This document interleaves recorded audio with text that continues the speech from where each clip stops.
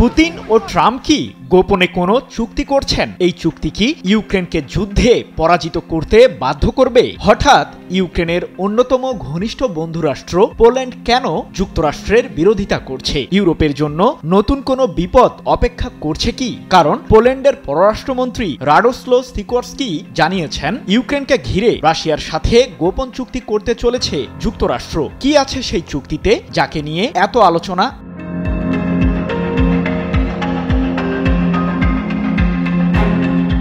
Russia Ukraine যুদ্ধ বন্ধ করতে সম্প্রতি ১৯ দফার একটি খসড়া প্রস্তাব পেশ করেছে যুক্তরাষ্ট্র, যা নিয়ে এখনো আলোচনা চলমান। কিন্তু এরই মাঝে জানা গেল মস্কোর সাথে গোপনে বাণিজ্যিক চুক্তি করতে চলেছে হোয়াইট হাউস, যার ফলে ক্ষতির মুখে পড়তে পারে ইউক্রেন এবং ইউরোপ অঞ্চল। কিন্তু কিভাবে?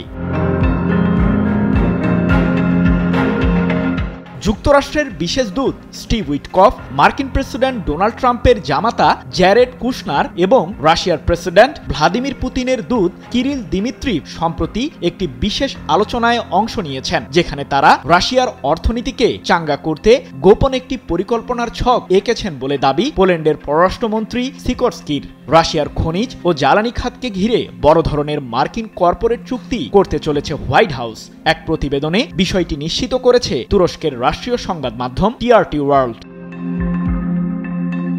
সিকোরস্কির দাবি অনুসারে মার্কিন ও রুশ প্রতিনিধি দলের মধ্যে এমন আলোচনা হয়েছে যে যুক্তরাষ্ট্রকে ব্যবসায়িক সুযোগ প্রদানের মাধ্যমে ইউক্রেনের বিরুদ্ধে যুদ্ধে নিজেদের স্বার্থ হাসিল করবে রাশিয়া, যার মাধ্যমে ইউক্রেনকে তাদের ভূমি রাশিয়ার কাছে ছেড়ে দিতে বাধ্য করবে হোয়াইট হাউস।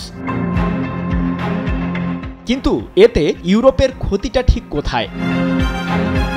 বাছাইকৃত কাঁচামাল ও স্বয়ংক্রিয় ইউরোপিয়ান মেশিনে তৈরি হয় all time honeycomb, all time healthy life.